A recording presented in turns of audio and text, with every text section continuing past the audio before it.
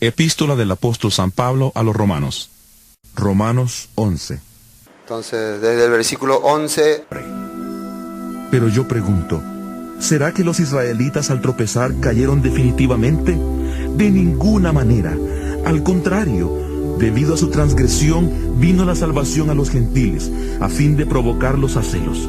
Y si su transgresión ha servido para enriquecer al mundo y su caída a los gentiles, ¿cuánto más lo será su plena restauración? Hablo a vosotros, gentiles. Por cuanto yo soy apóstol a los gentiles, honro mi ministerio por si en alguna manera pudiera provocar a celos a los de mi sangre y hacer salvos a algunos de ellos. Porque si su exclusión es la reconciliación del mundo, ¿qué será su admisión sino vida de entre los muertos? Si las primicias son santas, también lo es la masa restante. Y si la raíz es santa, también lo son las ramas. Pues si algunas de las ramas fueron desgajadas, y tú, siendo olivo silvestre, has sido injertado en lugar de ellas, y has sido hecho participante de la raíz y de la rica savia del olivo, no te jactes contra las ramas, y si te jactas, recuerda que no sustentas tú a la raíz, sino la raíz a ti. Tal vez dirás, las ramas fueron desgajadas para que yo fuera injertado. Bien, por su incredulidad fueron desgajadas, pero tú por la fe estás en pie. Así que no te jactes, sino teme, porque si Dios no perdonó a las ramas naturales, a ti tampoco te perdonará. Mira pues la bondad y la severidad de Dios. La severidad ciertamente para con los que cayeron, pero la bondad para contigo si permaneces en esa bondad, pues de otra manera tú también serás cortado, y aun ellos, si no permanecen en incredulidad, serán injertados, pues poderoso es Dios para volverlos a injertar. Porque si tú fuiste cortado del que por naturaleza es olivo silvestre, y contra naturaleza fuiste injertado en el buen olivo, ¿cuánto más estos, que son las ramas naturales, serán injertados en su propio olivo? Empezamos ya el capítulo 11, donde el apóstol Pablo estaba explicando acerca del remanente de Israel, los escogidos por gracia. Así estaba escrito, ¿no? El pueblo que fue escogido netamente por la gracia, sin las obras. Vamos a recordar ese texto, versículo 5, 11:5. Así también, aún en este tiempo, ha quedado un remanente escogido por gracia. Porque el apóstol Pablo estaba hablando acerca de que muchos israelitas parece que estaban desechados por Dios. ¿Será que Dios le ha desechado a su pueblo? Y el apóstol Pablo decía, en ninguna manera. Dios no desechó a su pueblo. Dios jamás podía desechar a un pueblo al cual le ha dado la promesa, las bendiciones, todas las cosas. Él no le había desechado. Entonces, ¿qué pasó? Porque el pueblo rechazó la palabra, rechazó al Mesías, rechazó todas las cosas. Dice que había un pequeño remanente que iba a ser salvo por gracia. Así también, aún en este tiempo, ha quedado un remanente escogido por gracia. Y remanente es un pequeño grupo que realmente ha podido entender el amor y la misericordia de Dios. No todos van a entender la palabra de Dios. No a todos les va a gustar seguirle a Dios. No todos van a querer caminar detrás de Dios. No a todos van a tener esa gana de entender las cosas de Dios. Solamente un remanente, ¿no? ¿Y qué es gracia? Que no merecían. Y la gracia, el valor de la gracia es que vos te das cuenta que vos no merecías esta cosa, que vos realmente eras indigno y por eso es que lo valora. ¿Sabes? No es que, yo por gracia lo fui salvo, así que no es lo porque era bueno, no es lo porque hice algo importante. No, ese no es el carácter que toma una persona que ha sido salvo por gracia. Al contrario, el saber que vos no merecías, que vos no eras digno, te hace realmente ser con corazón sencillo. Y te hace valorar esa gracia. Realmente te hace sentir agradecido. Como ayer damos un ejemplo. Si una persona fue contratada en una empresa importante y a pesar de que su currículo, su antecedente no era muy bueno, pero el jefe o el dueño le dijo, bueno, te vamos a contratar igual, por gracia. Entonces, ¿cómo él se va a sentir cuando esté en la empresa? No, a mí nadie me contrató por mi capacidad. Yo porque el jefe me eligió, entré acá. Aunque hay muchos que entran así, no en la empresa. Pero alguien que fue escogido realmente por gracia, entonces va a tratar de hacer realmente lo que corresponde en el trabajo, porque va a estar agradecido en ese caso, ¿no? De la misma manera, el salvo por gracia está agradecido con Dios. Siempre está agradecido, no es un día, 2 días.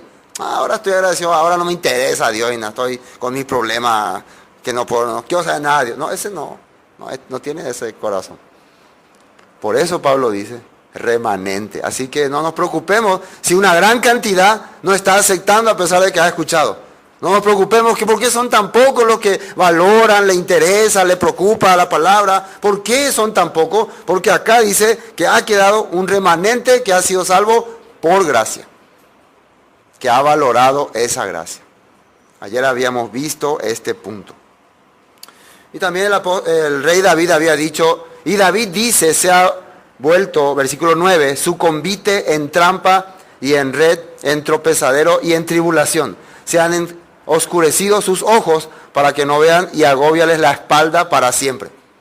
¿Qué era que descubrimos que significaba convite? Cena o mesa, cena especial. Realmente era cuando ellos se reunían para decidir qué hacer o cómo vivir. Eran reglas que ellos, vamos a reunirnos aquí para decidir. El famoso consejo de líderes, consejo de ministros. Normalmente las personas, y atiendan muy bien esto, para planear algo contra alguien, antes ¿qué hacen? Se reúnen, ¿no? Normalmente vos no planeás solo, vos te reunís con algunos cuantos y vamos a planear esta cosa, vamos a hacer un plan contra tal persona. Entonces el rey David está diciendo que ellos hicieron un plan contra él, ¿no? Pero ese plan que hicieron le fue trampa para ellos.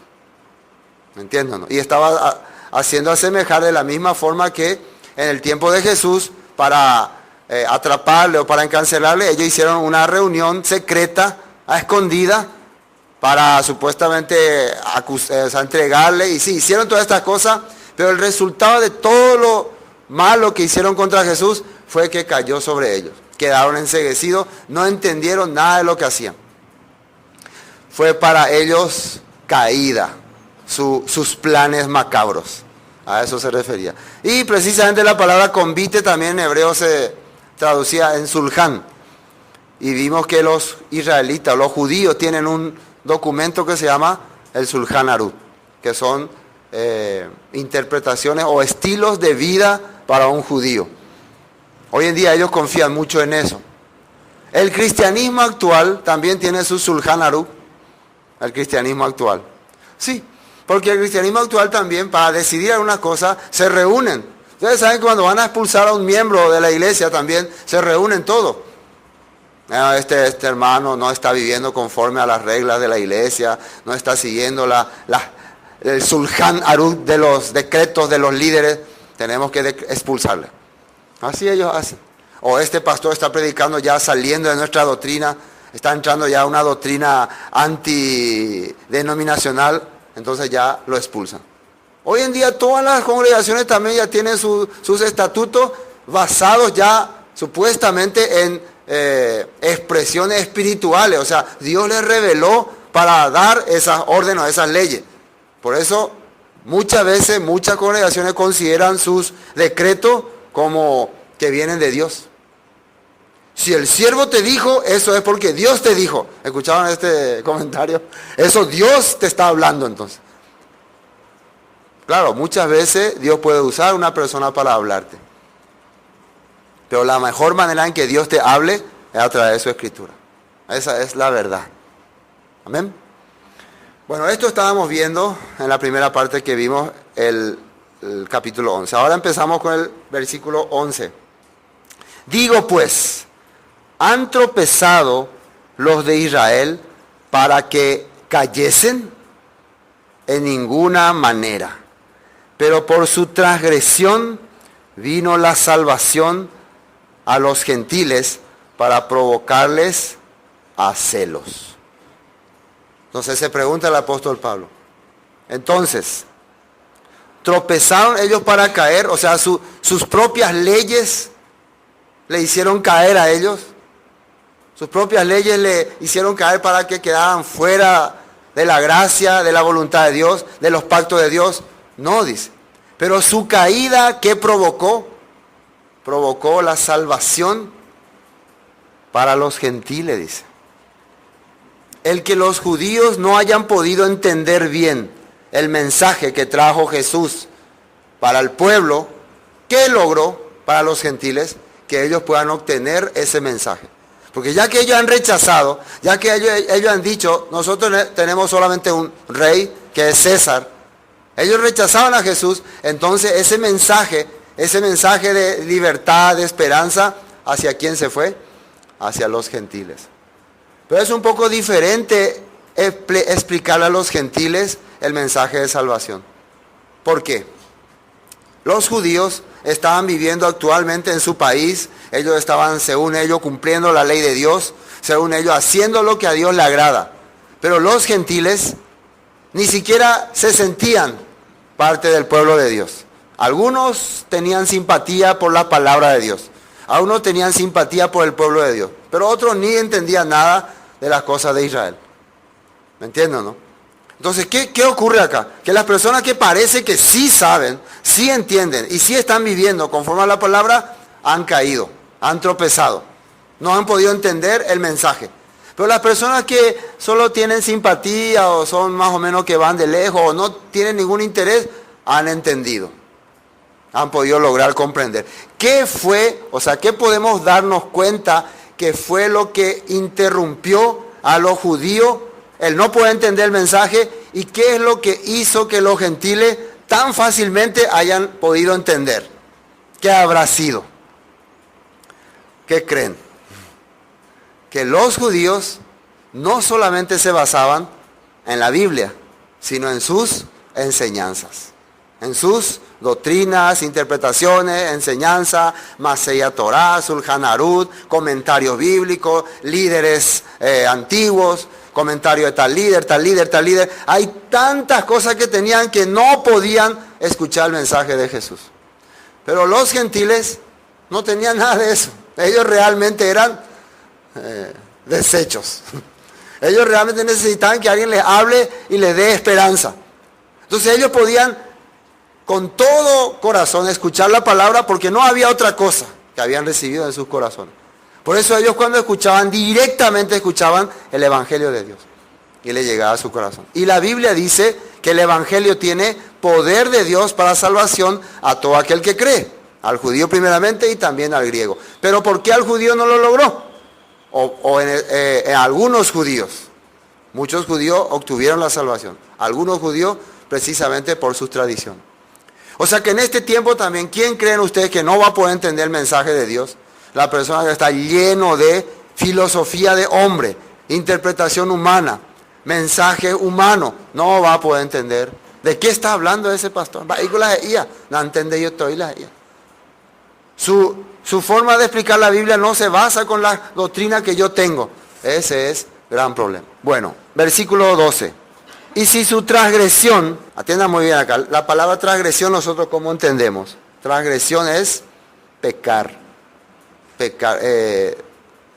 desobedecer los mandatos de Dios. ¿Por qué ellos habían transgredido? Pues no habían hecho los mandatos de Dios. Y acá dice que si su transgresión es la riqueza del mundo y su defección, su fracaso, la riqueza de los gentiles, cuanto más su plena restauración. Otra vez. Su transgresión, ¿qué es para el mundo y para los gentiles? Es riqueza, dice. El que los judíos hayan pecado contra Dios, no hayan vivido conforme a la ley de Dios, ha sido riqueza para los gentiles. ¿Por qué?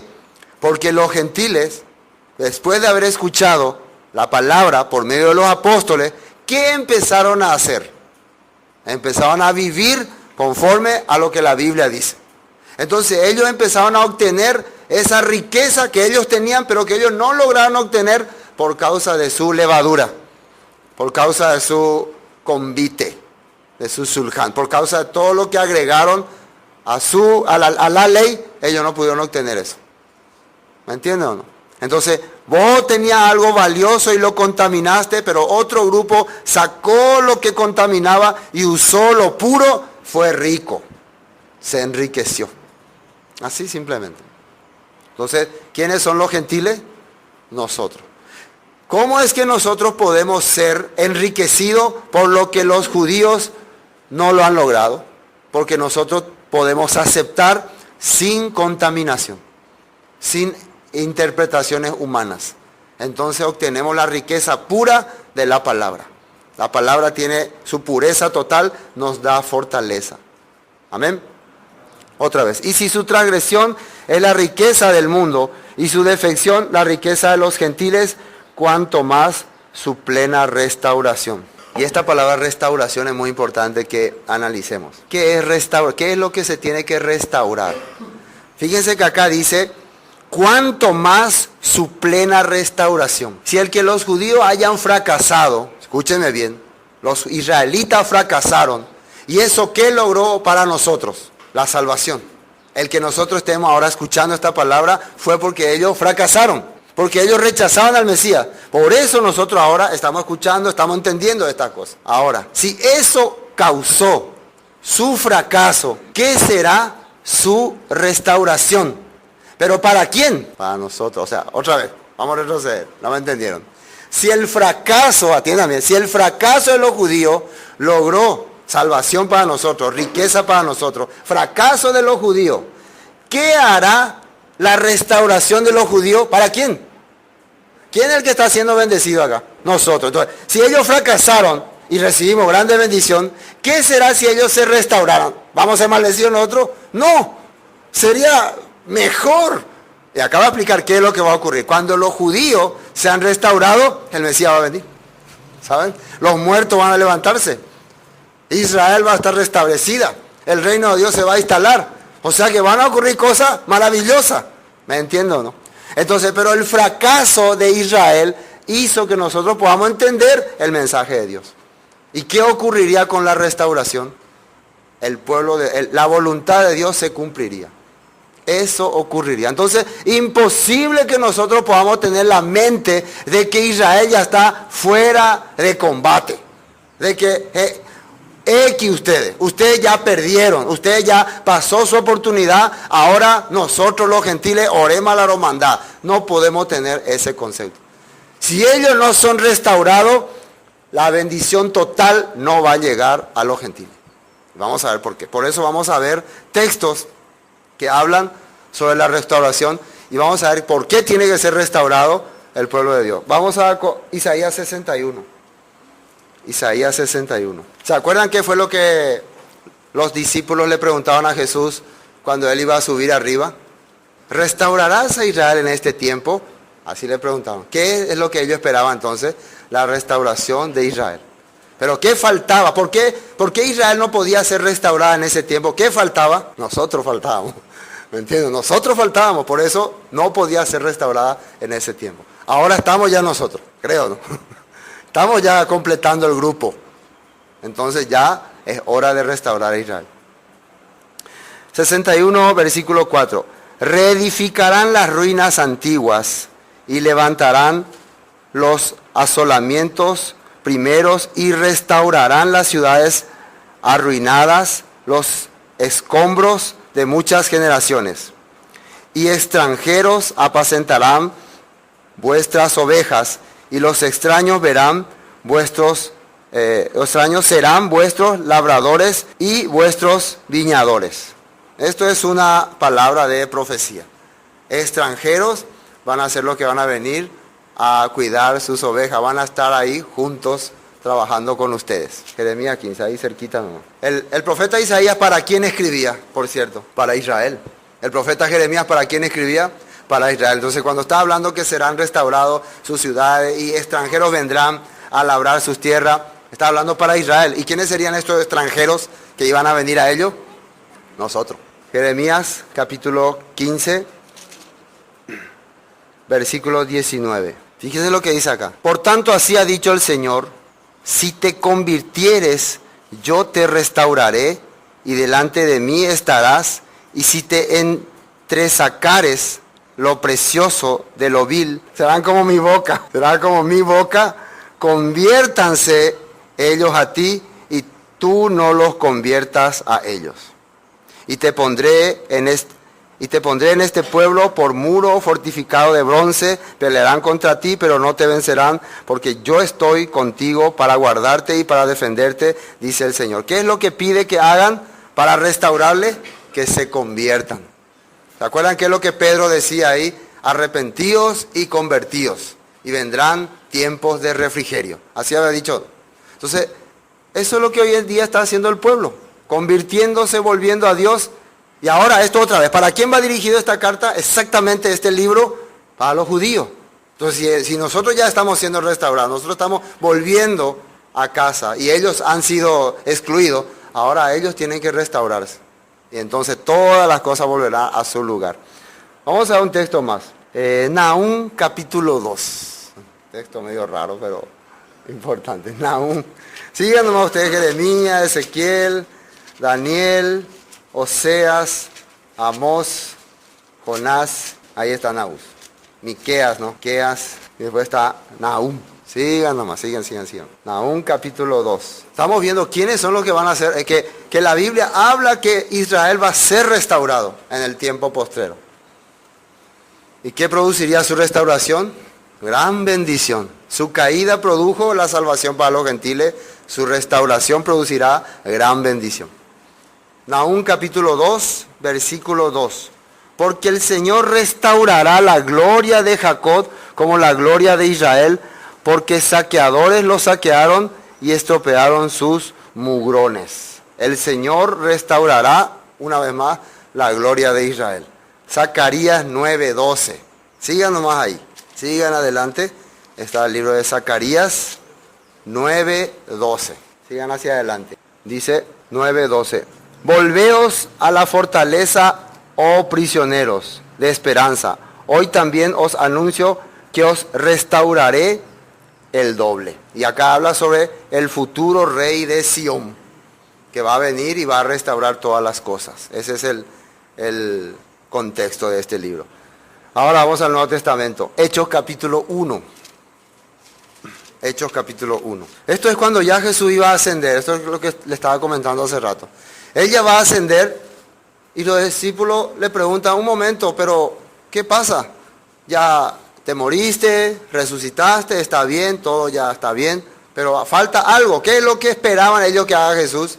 Que restaure Israel. ¿Qué es restaurar Israel? Que las 12 tribus estén completas y tengan un rey del linaje de David. Ya estaba él, ya resucitó, faltaba entonces unir a las 12 tribus. ¿Qué le va a decir él? Hechos capítulo 1, versículo 6. Entonces los que se habían reunido le preguntaron diciendo: Señor, ¿restaurarás el reino de Israel en este tiempo? Ellos ya le preguntan: ¿ahora va a ser restaurado Israel? ¿Y qué le responde Jesús? Y él le dijo: no os toca a vosotros saber los tiempos, las sazones que el Padre puso en su sola potestad. No, ustedes no tienen por qué saber ese tiempo. El Padre puso en su poder, en su mano, el tiempo en que va a hacer la restauración. Pero ¿cuál es su trabajo de ustedes? ¿Qué le dice? Pero recibiréis poder cuando haya venido sobre vosotros el Espíritu Santo, y me seréis testigos en Jerusalén, en toda Judea, en Samaria y hasta lo último de la tierra. ¿Por qué? ¿Qué hay que hacer? Hay que ir a anunciar el mensaje del reino, el mensaje de salvación. Pero hay que comenzar en Jerusalén. ¿Qué pasó cuando ellos empezaron a predicar en Jerusalén? Fueron perseguidos. Ellos no querían salir de Jerusalén. Ellos estaban felices ahí en Jerusalén. Pero cuando vino la persecución tuvieron que salir para Samaria, después fueron para allá, después para ahí, después así se fueron extendiendo. Hasta que el mensaje llegó hasta Paraguay. Está llegando todavía. Hechos capítulo 3. Hechos capítulo 3. Bueno, aquí el apóstol Pedro está dando su discurso ya al pueblo de Jerusalén en tiempo de adoración, cuando habían sanado a un cojo. Y fíjense lo que le dice, algo muy importante. Vamos a ver desde el versículo 19. Dice: así que arrepentíos y convertíos, para que sean borrados vuestros pecados, para que vengan de la presencia del Señor tiempos de refrigerio, y que Él envíe a Jesucristo, que os fue antes anunciado, a quien de cierto es necesario que el cielo reciba hasta los tiempos de la restauración de todas las cosas, de que habló Dios por boca de sus santos profetas, que ha sido desde tiempo antiguo. Ya hemos leído lo que los profetas dijeron. La restauración, hemos leído Isaías, Jeremías, Nahum. Ahora, Pedro le está diciendo, es necesario que el Cristo, donde esté en el cielo. ¿Dónde Jesús ascendió? Cuando ellos le preguntaron, ¿restaurará Israel en este tiempo? Al cielo, y ahí se quedó. ¿Hasta cuándo se va a quedar ahí? Hasta que todas las cosas sean restauradas. Y estamos viendo que muchos están volviendo a la fe verdadera. Muchos gentiles están volviendo a creer en la palabra verdadera. Y muchos judíos se les está abriendo los ojos. Están volviendo a creer en el Mesías que habían rechazado años atrás. Entonces estamos viendo que realmente se están generando las cosas para restaurar lo que Dios había dicho. Así está escrito. Bueno, volvamos a... Bueno, entonces, imagínense, si la caída de Judá ha provocado la salvación a los gentiles, ¿qué provocará su restauración? Grandes bendiciones, increíbles bendiciones. Por eso, nuestro anhelo es que todos los judíos un día puedan abrir sus ojos y entender que Jesús es su Mesías. Amén. Versículo 13, Romanos 11:13. Porque a vosotros hablo, gentiles, por cuanto yo soy apóstol a los gentiles. Honro mi ministerio. ¿Qué significa esto? Yo siento como muy valioso el trabajo que estoy haciendo. Ustedes saben que predicarle a los gentiles no era un trabajo como para que uno se sienta muy orgulloso, porque ellos sentían que los gentiles eran como una raza inferior.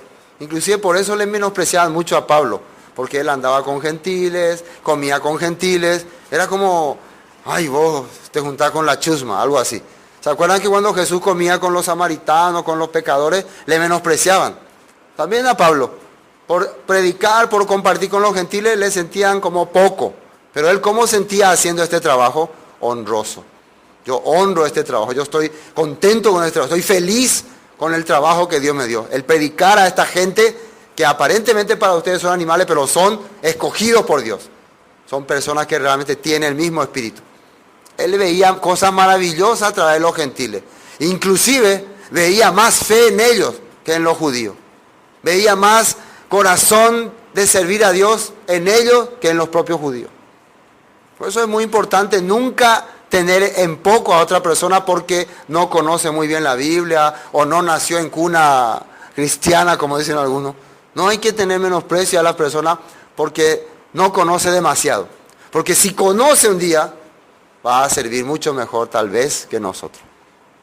Y Pablo por eso se sorprendía y se maravillaba. El corazón que había en esta gente. Honro mi ministerio. Por si en alguna manera pueda provocar a celos a los de mi sangre y hacer salvo a alguno de ellos. ¿Qué es lo que Pablo quería provocar en los judíos a través de que los gentiles entiendan la palabra celos? ¿Y qué es celo? ¿Cómo se puede provocar celo? Provocar celo, dicen. Por ejemplo, si yo quiero provocarle celo a un judío que lee la Torá, que guarda los mandamientos de Dios, que hace todas las cosas de Dios, pero yo no hago nada de eso, yo hago otras cosas, ¿le voy a provocar a celo o más bien se va a reír de mí? Se va a burlar. Yo voy a vivir mejor que ti, hombre judío, y yo hago totalmente al revés de lo que la Biblia dice. Él nunca va a sentir celo. ¿Ustedes creen que el judaísmo actual tiene celo de los creyentes, de los cristianos? No, nada, no le provoca ningún celo. ¿Por qué? Porque ellos no hacen lo que dice la Biblia. Ellos no viven como dice la Biblia. Entonces no le provoca hacerlo. No le hacen nada. Pero cuando vean que vos siendo un gentil, una persona que viene del mundo, que vivías comiendo cosas inmundas, haciendo cosas inmundas, de repente produjo en tu corazón un cambio extraordinario y empezás a hacer lo que la Biblia dice sin agregarle nada. sin meter ninguna enseñanza alguna, de ningún rabino, porque vos no estudiaste ningún rabino. Simplemente así como está escrito, empezás a vivir, ahí se le va a provocar celo. Escuché un comentario de un predicador que se fue a Israel y se sorprendió de que había muchos israelitas que no guardaban bien el Shabbat. O sea, era Shabbat y algunos estaban pintando su casa o arreglando su auto, o se iban a la playa, así se echaban ahí. No hacían lo que hacen normalmente en un Shabbat. Otro estaba vendiendo, y en Israel vendiendo en Shabbat. Entonces se sorprendió porque él venía de otro país donde él guardaba el Shabbat, durante años guardó el Shabbat. Entonces él pensó que al llegar a Israel, ahí todo, es Shabbat, es Shabbat. Entonces les preguntó, ¿por qué? ¿Por qué ustedes no guardan el Shabbat? Le dijo, porque si vas a guardar el Shabbat, tenés que guardar con todas las reglas que hay. Todo. Y hay muchísimos estatutos y decretos para guardar el Shabbat. Que no tenés que prender esto, que no tenés que apagar esto, que no tenés que moverte allá, que no tenés que alzar esto, que no tenés que pisar fuerte, como antes era Viernes Santo, ¿no? No tenía que pisar fuerte, ni que zapucaya, ni que de ajela, ni que nada. Y si vos una de esas cositas quebraste, ya tu Shabbat no sirve. ya ese día ya vos pecaste delante de Dios. Entonces, algunos ya no podían, con tanta doctrina, con tanta norma que había para guardar el Shabbat, que decían, no, entonces yo voy a apuntar ante a Quente. Voy a usar, como allá es feriado, o sea, ellos el sábado es su domingo. Entonces, usan como un día normal. Bueno, hoy no se trabaja, me voy a quedar a mi casa, voy a ver tele, voy a ver partido, voy a ir a alguna cosa que hay por ahí. Así, un domingo común como es acá, ¿no? Un domingo común. No vamos a ninguna que es sinagoga, ni que leer, ¿no? Si yo no puedo hacer completamente, entonces mejor no hago. Llegaron a esa conclusión. Entonces quiere decir que para ellos es mucha carga el Shabbat. Aunque nosotros vemos muchos judíos, el Shabbat, pero ellos están muy cargados. O sea, si pudieran, ¿cómo gustaría vivir como esos cristianos que no, tranquilos, se pasean, hacen como quieren, viven como así? Por eso algunos optan por ser así. ¿Por qué causa? No porque está escrito así en la ley, porque se le ha agregado un montón de instrucciones. Por eso no quieren vivir conforme a la palabra. ¿Entienden? Entonces nosotros, que apenas ni entendemos bien la palabra, ¿cómo vamos a hacerle tener celos si ni siquiera hacemos lo que mínimamente la Biblia dice? Pero cuando ellos empiecen a ver que nosotros, sin haber estado en ese ambiente, empezamos a servir a Dios con libertad, con corazón abierto, sin carga, sin peso, haciendo simplemente lo que dice la Biblia y sintiendo gozo en nuestro corazón, van a empezar a sentir celo. Ellos son más felices que nosotros, así van a sentirse. Ellos viven más libres que nosotros. Ellos sirven a Dios, alaban a Dios, honran a Dios, cumplen los mandamientos de Dios y son felices. Como quisiera ser como ellos. Así van a sentir. Eso es lo que Pablo quería. Eso es lo que él quería para que ellos quieran venir a ellos otra vez, a Jesús. ¿Y eso quién provoca en nuestro corazón? Jesús. Jesús que había dicho, todo el que está cargado, cansado, venga a mí y yo le haré descansar. Los judíos en esa época se sentían así. Se sentían cargados con tantos mandamientos, con tanta doctrina, con tanta enseñanza. Ay, ya, vengan a mí y yo les haré descansar. Así era. Eso Pablo quería con sus hermanos los judíos. Cómo quisiera que ellos vengan acá con nuestro grupo. Por eso muchos judíos vinieron y se unieron al grupo de Jesús, del apóstol Pablo, y obtuvieron paz en su corazón. Tenían libertad. Como David decía, que amando la ley de Dios obtuvo libertad, así él decía, se sentía libre. No puede ser que hoy en día la gente piensa que guardando la ley de Dios va a sentirse como esclavo. No es así, es porque se le ha introducido muchísima levadura y pensamiento de hombre y por eso cree que va a ser esclavo y por eso ley escucha y ya odia para hacemos. No, la ley, no, ley, no. Me tiene cansado con la ley. Porque no entiende qué es la ley de Dios. La ley de Dios produce libertad, dice la Biblia. La ley de Dios produce esperanza, gozo, alegría. Si la Biblia dice así, ¿por qué yo no puedo creer así? Jamás la ley de Dios puede producir amargura en el corazón. Bueno, sigamos. Versículo 15. Porque si su exclusión es la reconciliación del mundo, ¿qué será su admisión? Sino vida de entre los muertos. Exclusión fueron expulsados, no fueron tenidos en cuenta por haber rechazado al Mesías. ¿Qué será? Y su exclusión es la reconciliación del mundo, dice. Dios se reconcilió con los hombres del mundo por medio de que los judíos rechazaron la palabra. Así está escrito. ¿Así dice o no? ¿O no dice así? A ver, lean un poco otra vez. Porque si su exclusión es la reconciliación del mundo, ¿qué será su admisión? Sino vida eterna entre los muertos. ¿Y qué es eso? Cuando los judíos acepten a Jesús, ¿qué va a ocurrir? Va a venir vida eterna para los muertos. ¿Qué significa? ¿Quiénes están muertos? Todas las personas que han rechazado, que no han entendido estas cosas, van a empezar a vivir. Pero esto también es un mensaje que está hablando acerca de la resurrección. Vamos a empezar otra vez a vivir. Vamos a ser otra vez un pueblo. Vamos a ser otra vez uno, no más dos. Cuando ellos acepten de nuevo a Jesús como su Mesías, el pueblo de Israel va a ser otra vez uno. No va a estar más muerto. No va a haber más división. Todo esto escribieron los profetas. ¿Por qué Pablo está escribiendo estas cosas? Eso es lo que necesitamos para darle fuerza y vida a nuestro pueblo. La unión.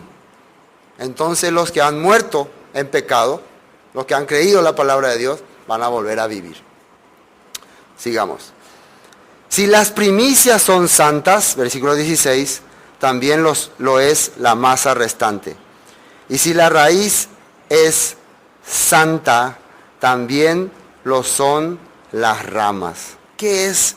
Las primicias son santas, también lo es la masa restante.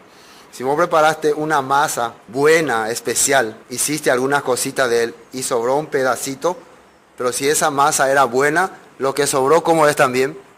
Buena también es. ¿Sí está explicando? Después, y si la raíz es santa, también lo son las ramas. Y acá vamos a ver quién es la raíz, para que las ramas también sean santas. ¿A qué raíz nosotros tenemos que ser, o a qué rama tenemos que ser injertados? Acá dice, si la raíz, a ver, se me pierde. Si las primicias son santas, también lo es la masa restante, y si la raíz es santa, también lo son las ramas. Pues si algunas de las ramas fueron desgajadas, algunas ramas fueron desgajadas. Acá está escrito algunas ramas, no todas las ramas fueron desgajadas. ¿Quiénes son las ramas? Serían el pueblo judío que no aceptó la palabra de Dios. Todos los judíos no aceptaron la palabra de Dios, algunos aceptaron, o sea, algunas fueron quitadas de ese lugar. Y tú, o sea, nosotros, siendo olivo silvestre, has sido injertado en lugar de ellas. Y has sido hecho participante de la raíz y de la rica savia del olivo. Acá dice que has sido injertado en lugar de ellas. Podemos entender entonces, bueno, así podemos entender al leer esto, que había una rama natural, pero que fue rebelde y fue quitado. Así parece que dice ahí. Y nosotros fuimos injertados ahí. Pero ¿todas las ramas fueron desgajadas? No, algunas dice, por su incredulidad, después va a decir. Entonces yo fui injertado, ¿a dónde? Con las demás ramas que no fueron desgajadas. ¿Sí? Yo fui injertado con ellos, a mí me unieron al grupo. Hubo un grupo rebelde que se rebeló con Dios temporalmente, pero en ese grupo también había judíos que sí creían la palabra. Por eso judíos me transmitieron la palabra a mí. Los apóstoles eran judíos. Y yo gracias a ellos fui injertado a ese pueblo. Entonces no significa esto que Dios desechó a los judíos y ahora ha puesto a los gentiles como nueva planta sagrada. No significa así. Pero ahora yo quiero leer un poco sobre esta palabra raíz que dice la Biblia. en Isaías capítulo 11. Isaías capítulo 11. Para que sepamos de una vez quién es la raíz. ¿Quién es la raíz? Atiendan muy bien porque esto es muy importante entender. Porque esto ha causado mucha confusión a la gente. ¿Israel es la raíz o Jesús es la raíz? Vamos a ver qué dice acá. Isaías capítulo 11. Isaías 11, versículo 10. 11:10. Acontecerá en aquel tiempo que la raíz de Isaí, la cual estará puesta por pendón a los pueblos. Pendón quiere decir como mástil o bandera. Será buscada por las gentes y su habitación será gloriosa. ¿Quién es la raíz de Isaí? David, ¿no? Se está refiriendo a Jesús. ¿Sí o no? Dice que en el último tiempo será buscada por la gente. Va a levantar su bandera y aquí estoy yo, vengan acá, síganme, para poder ir al campamento. Asimismo acontecerá que en aquel tiempo que el Señor alzará otra vez su mano para recobrar el remanente de su pueblo que aún quede en Asiria, Egipto, Patro, Etiopía, Elán, Sinar, Amad, en las costas del mar. Entonces, en ese tiempo Dios va a recobrar ¿a quién? A su pueblo, dice que fueron esparcidas en todos esos lugares que está mencionando. Va a levantar la raíz de Isaí. Entonces es una profecía la misma que Pablo está usando ahora. A través de Jesucristo va a recobrar. ¿Por qué a través de Jesucristo? Cuando Dios escogió al pueblo de Dios, al pueblo de Israel, ya en su planes ya estaba el Mesías. Ya estaba ya preparado el Mesías que iba a hacer, que iba a redimir al mundo, por el cual la humanidad iba a salvarse. El pueblo de Israel tenía la función de llevar este mensaje a todas las naciones. Por eso Dios le dio una ley. ¿Sí o no? Pero este pueblo que ha hecho no ha obedecido esta ley. Eso fue para bien también. ¿Por qué? Al no desobedecer esta ley, ellos fueron dispersados entre las naciones. Por eso todo lo que Dios hace estaba planeado. No podemos decir fallaron ellos. No, estaba ya planeado. Nada ocurre sin que no esté en los planes de Dios. Entonces que las 10 tribus hayan transgredido la ley de Dios y hayan sido esparcidos por todas las naciones, era plan de Dios. Porque ya estaba en su plan la raíz de Isaí, por la cual iba a bendecir a todas las naciones, iba a levantar su bandera, le iba a traer otra vez. ¿Quién era esa raíz? Jesús. Entonces Jesús tiene que tener su pueblo, su nación, que había sido, ¿cómo se puede decir? Que había sido llevado cautivo. ¿Con qué propósito fue llevado cautivo? Jesús es la bendición, Jesús es lo que va a dar la bendición a la humanidad, pero Él vino a rescatar a su pueblo. ¿Y dónde está su pueblo? Está entre las naciones. Entonces, al recobrar a su pueblo, ¿a quién le está ¿a quién también le está trayendo? A las naciones. Y ahí se está cumpliendo la promesa que le había dado a Abraham, que en tu simiente serán benditas todas las naciones de la tierra. Amén. Entonces podemos ver este punto. Apocalipsis capítulo 5. Apocalipsis capítulo 5. Apocalipsis capítulo 5, versículo 5. Y uno de los ancianos me dijo, no llores. He aquí que el león de la tribu de Judá, la raíz de David, ha vencido para abrir el libro y desatar sus 7 sellos. Aquí está otra vez explicando quién es la raíz. Apocalipsis capítulo 5, versículo 5. 5. Entonces, uno de los ancianos me dijo, no llores, he aquí que el león de la tribu de Judá. ¿Quién es el león de la tribu de Judá? Jesús.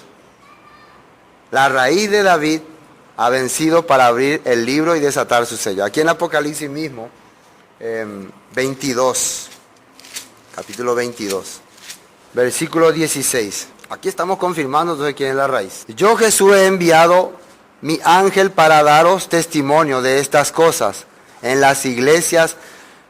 Yo soy la raíz y el linaje de David, la estrella resplandeciente de la mañana. Él es la raíz. Creo que ya hemos entendido. Bueno, volvamos a Romanos. Tenemos que terminar esto. Entonces, ¿qué es lo que sale de la raíz? Y acaba de explicar. Versículo 17, 11, 17. Pues si alguna de las ramas fueron desgajadas y tú siendo olivo silvestre has sido injertado en lugar de ellas y has sido hecho participante de la raíz y de la rica savia del olivo. Fíjense que dice ahí participante. A vos te hicieron participante nada más. Por la gracia, vos estás siendo participante de este olivo. El olivo es Israel, no se olviden de eso. El olivo es Israel.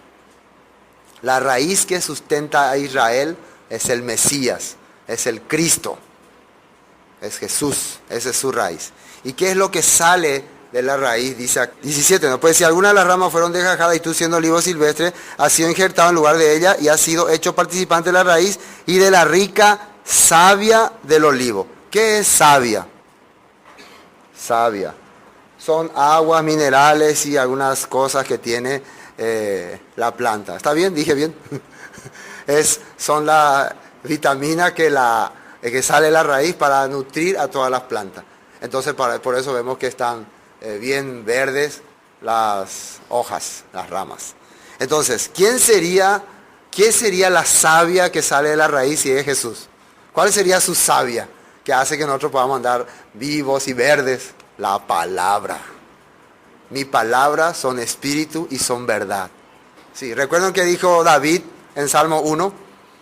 Salmo 1, bienaventurado el varón que no anduvo en consejo de malos, ni en camino de pecadores, ni en silla de encarnecedores, sino que en la ley de Dios está su delicia, medita de día y de noche. Será como árbol plantado junto a corriente de agua, que siempre dará hojas verdes y fruto. Eso recibe la persona que recibe la palabra. La palabra de Dios, la rica savia, entonces es los 5 libros de Moisés. Toda la Biblia está fundamentada en los 5 libros de Moisés. Los 5 libros de Moisés, después vienen los salmos, después los profetas, los apóstoles. Todo está fundamentado ahí. Esa es la rica savia. Entonces, yo estoy siendo partícipe de este olivo. Entonces también al ser injertado al olivo, también empiezo a participar de esa rica savia. ¿Qué son esas savias? La palabra, las leyes de Dios, los mandatos de Dios. ¿Sí o no? Y eso empieza a cambiar mi vida. Tiene que haber cambio en mi vida. Si yo fui injertado y por algún error el injerto salió mal, ¿ustedes vieron algún árbol que el injerto salió mal? ¿Cómo quedó esa rama? Al cabo de 2 semanas, 3 semanas, se seca, ¿no? No recibe la savia. Si el injerto salió bien, entonces la rama empieza a estar verde. Muy bueno. Bueno. Versículo 17. No te jactes contra las ramas. Si te jactas, sabe que no sustentas tú a la raíz, sino la raíz a ti. ¿Qué es no sustenta? La raíz, que es el Mesías, que es Cristo, que te envía su savia, no depende de vos. Eso tenemos que entender. Y esa raíz es la raíz del olivo, el olivo natural. Entonces, y ese olivo es Israel, y ese olivo está siendo alimentado por una raíz que es Jesús, y le está dando su savia, que es la Torah, y vos del mundo, ¿cómo se dice? Olivo silvestre ahí, que estaba por ahí, tuviste la gracia de ser injertado en un buen olivo. Entonces, ¿qué sos vos? Uno que ha recibido abundante gracia. Nada más. Pero ¿qué pasó hoy en día? ¿Qué hacen estos olivos silvestres que han sido injertados? Orejo, Ángela lo mandado, orejo a la fe. Dios desechó a Israel. Dios desechó a ese olivo. Ahora hay un nuevo olivo. Se jacta. Justamente lo que dice Pablo, que no hagan, ellos hacen, se jactan. No, eso ya son judíos, ya perdieron, fracasaron. No y no. ¿Sí o no? Más bien, ¿qué quiere que hagan? Pues las ramas, versículo 19, dirás, fueron desgajadas para que yo fuese injertado. Bueno, este es el típico comentario del hombre lleno de fe, guau. Pero ellos fueron desechados para que yo sea injertado. Dios me amó a mí, por la dureza del corazón, los menospreció a ellos. Así que ahora yo soy nuevo hijo de Dios. Así se creen mucho, ¿no? Ahora Dios está con nosotros, ahora Dios está con nuestra doctrina, con nuestra teoría, con nosotros los cristianos. Nosotros somos la nueva luz, la nueva esperanza. Orente maoíla lo mandá. Así se sienten la gente. Vas a decir vos así, dicen. Pero vos me vas a decir, sí, pero ¿por qué yo entré? Porque ellos fueron rebeldes. Así vas a sentirte orgulloso. Pero no tenés que decir así. Dice. Miren lo que dice acá. Bien, por su incredulidad fueron desgajadas. Está bien, cierto. Pero tú por la fe estás en pie. ¿Y qué es la fe? ¿Qué es la fe? Fidelidad a la palabra, a la escritura. Entonces tenés que entender, Olivo Silvestre, escuchamos Olivo Silvestre, vos por la fe, porque creíste en la palabra, fuiste injertado. Ellos, porque fueron incrédulos, fueron desgajados. Así que, peñaten de ponaque. Eso no se tiene que salir de tu cabeza. Si Dios a su pueblo que escogió desde el principio, por su incredulidad, le desgajó. Y a vos, que era un pueblo extranjero, perdido, por tu fe, te injertó. ¿Qué puede pasar si un día vos empezás a ser incrédulo? ¿Qué podría pasar? No, pero oreo es diferente, pastor. Judío, yo soy tei. Jala, oré, la yo soy terrible, peor, ¿ves?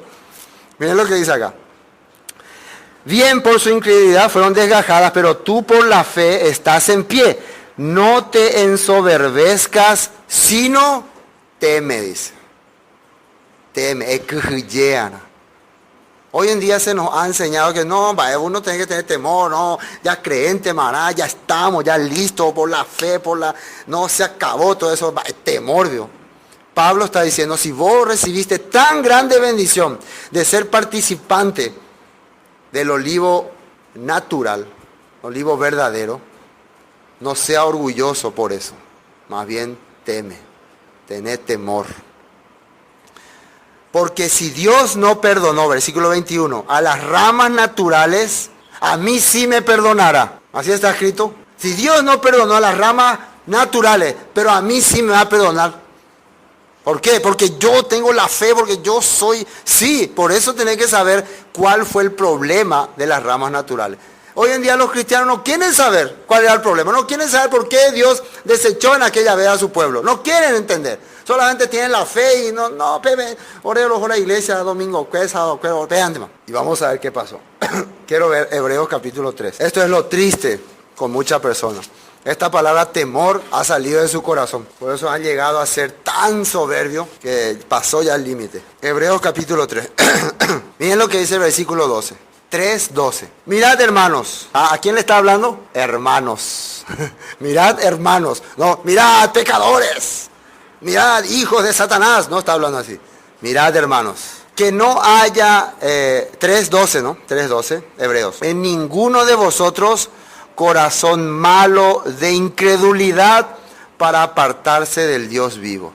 Ani que perecó pe corazón ñañá, pelle aparta jamás la Dios vivo, güey. Entonces a ellos no tengan. Y si tengo, tirá entonces, arrepentite, desechá, sacá de tu vida. Algo tenés que hacer, sí tenés. Pero no quiere que tenga. Antes, y acá dice, exhortados los unos a los otros cada día, entre tanto que se dice hoy, para que ninguno de vosotros se endurezca por el engaño del pecado. ¿Qué es exhortado? Enséñense unos a otros. Háblense unos a otros. Digan, no, algo pesa, hermano. Dios no quiere que vivamos así. Esa no es la manera que a Dios le gusta que viva uno de sus hijos. Esa no es, porque de esa manera vivieron aquellos, nuestros hermanos del pasado, y sácatela. Exhortados unos a otros. Exhortados unos a otros no quiere decir ella o la mitad. A empezar a maldecirle a cada hermano. Ahora maldice. No. Explicarle, compartir, abrirle el entendimiento, darle ánimo, darle esperanza. No está viviendo vos bien delante de Dios. Eso es. Para que ninguno se endurezca por el engaño del pecado. Es muy triste cuando el pecado ya te endureció el corazón. Ya no hay más caso con muchas personas. Ya quedaron, ya no van a entender ni aunque con taladro quiera abrir su corazón. Por eso, antes que el pecado, la transgresión a la ley endurezca tu corazón, hay que hablarle.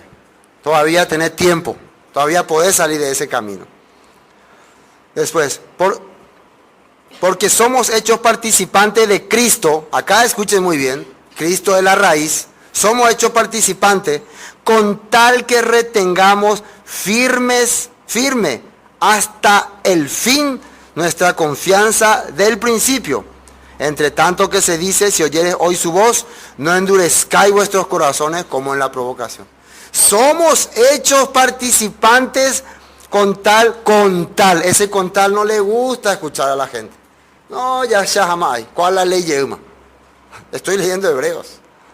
Con tal que retengamos, dice, hasta el fin nuestra confianza del principio. ¿Cuál creen ustedes que para los hebreos sería la confianza que Dios les dio desde el principio? La ley de Dios, los libros de Moisés, eso es lo que está desde el principio. No vayan, porque eso fue lo que ellos en la provocación rechazaron. Y miren lo que dice acá. ¿Quiénes fueron los que habiendo oído le provocaron? ¿Quiénes fueron? ¿A quién se está refiriendo? ¿No fueron todos los que salieron de Egipto por mano de Moisés? ¿Y con quién estuvo disgustado 40 años? ¿No fue con los que pecaron? Con los que pecaron. ¿Qué es pecado? Transgredir la ley de Dios. Cuyos cuerpos cayeron en el desierto. ¿Y a quienes juró que no entrarían en su reposo, sino a aquellos que desobedecieron? Y después, y vemos que no pudieron entrar a causa de incredulidad. No entraron. No van a entrar. Temamos pues, otra vez. Capítulo 4, ¿cómo comienza? Temamos pues, lo mismo que está diciendo el apóstol Pablo en Romanos. Más bien temamos pues. No sea que permaneciendo aún la promesa de entrar en su reposo, alguno de vosotros parezca no haberlo alcanzado. ¿Y cuál sería la causa de no alcanzar ese reposo? ¿Por qué? Vale que tú diciendo da muajei.